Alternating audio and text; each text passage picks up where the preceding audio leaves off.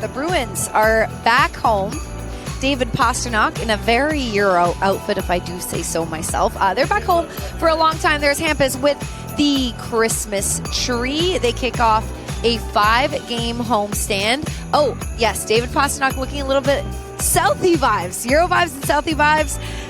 Zadorov looking fresh. Anywho, they kick this homestand off at the Garden versus the Mammoth. And speaking of the TD Garden, it is a garden party this week as we are celebrating 30 years of the Garden and this building. So for the next 3 games, guys, we're going to live some memorable moments, relive those, and we're going to be joined by some very special guests, including Bruins legends. Speaking of Bruins legends, kind of. This is Bruins Pregame Hub presented by Awaken 180 Weight Loss. Sophia, Billy, and PJ Stock. You're the legend I'm talking about.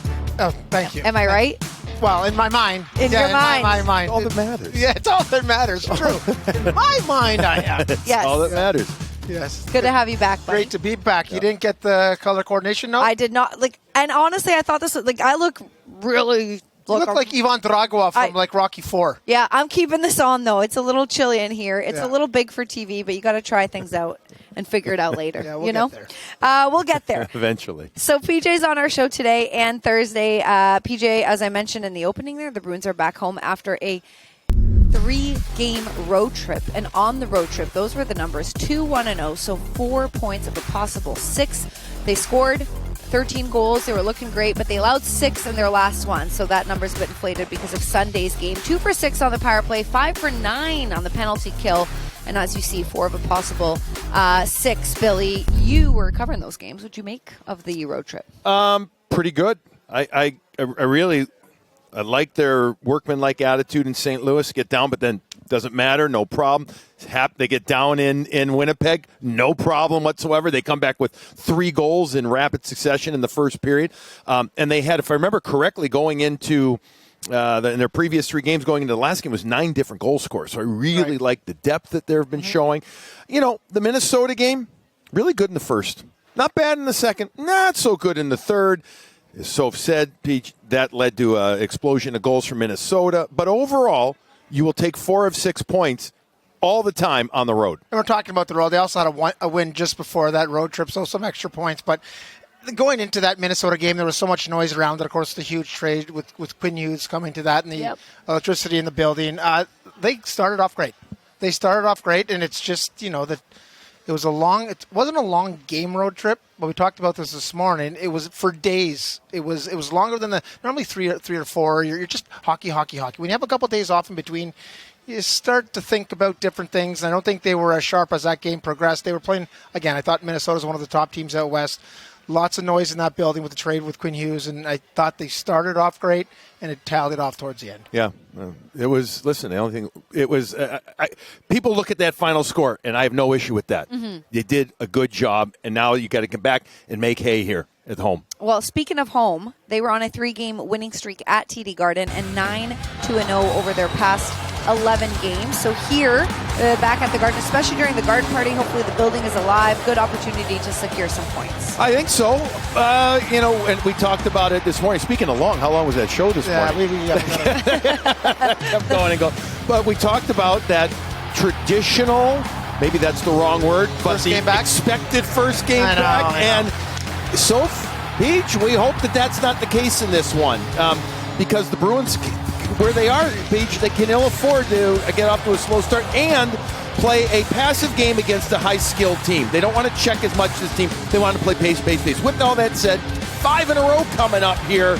And we like their opponents. We like that this is a good opportunity to build. I think this is a great first game for them because they're a real hard-working team. And it's funny, as a player, I never thought of this, but now that we are analysts in this world and we watch games and we watch sequences, it's so funny. After a road trip, that first game you come back, teams seem to lay an egg.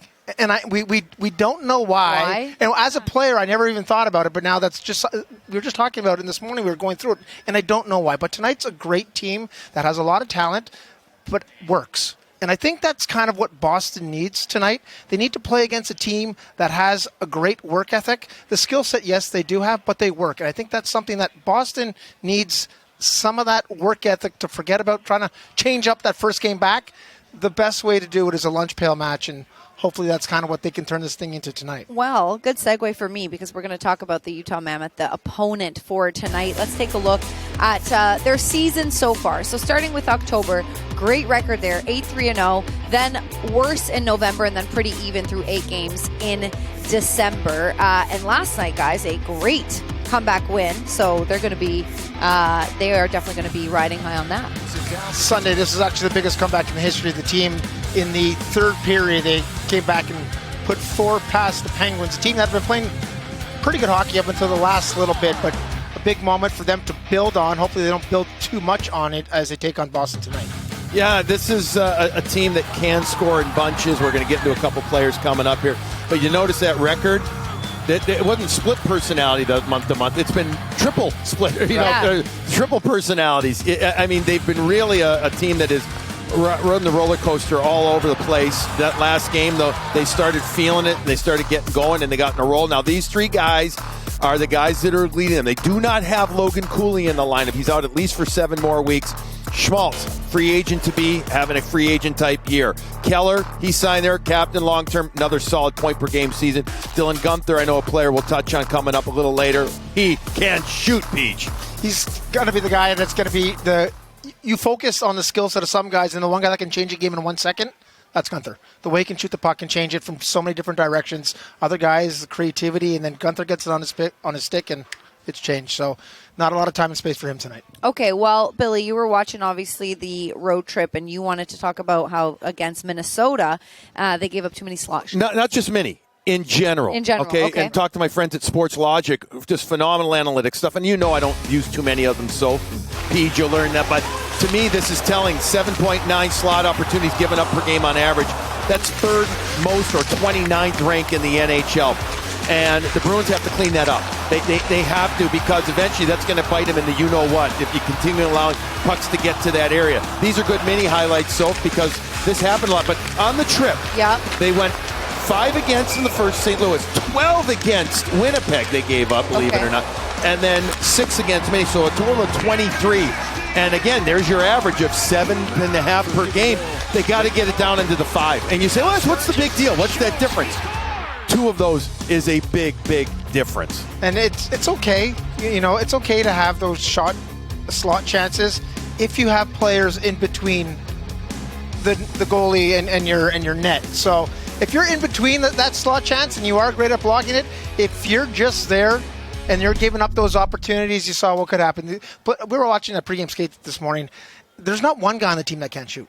Like, you can't give anyone in this league an opportunity from the slot because they can all wire it so well now. All right. Well, guys, there was a roster move to announce for the Boston Bruins. They moved Jonathan Aspiro to IR, and they claim left shot D-man Vladislav Kolyachonok off waivers. That's well done, Soph. Thanks, guys. God bless you. The 24-year-old appeared in 11 Thank games God Barry's not here. with the Dallas Stars this season, 85 career NHL games, and he actually had this goal against the Bruins last season as a member of the Utah Hockey Club. So some irony there. He's not going to suit up tonight, but when he does, guys, eventually, if and when, he'll be the 11th D-man. Well, right. And I'm just wondering, spitballing here as we see the goal again, does that mean not good things for Jonathan Aspiro? Does that mean he's out for... That's just me thinking out loud here. I hope not, because he's been so valuable. Kolyachonok, now it's his 5th or 6th franchise. He was with Arizona. Bounced around a little. And, he just was with Dallas this year, but he's 6'2", 200, skates well. But given their situation, PJ, you got to have the depth, and they need it. Whether it's here, Providence. Now he can't go down to Providence right away without clearing waivers. So they're going to try him up here, but they need this depth. There's no question about it. McAvoy, he's wearing a fishbowl, trying to play hockey out there as well. There's injuries that happen. What a crazy week. Last 2 weeks for injuries in the National Hockey League, and then the back end's so important. We just talked about slot chances, and we're talking about. My point is that they can give it to them as long as your defenseman's still in between the net and the goalie. So the defense area is so important. Obviously the offensive studs, but you need those guys to defend as well, and you can't have enough of them.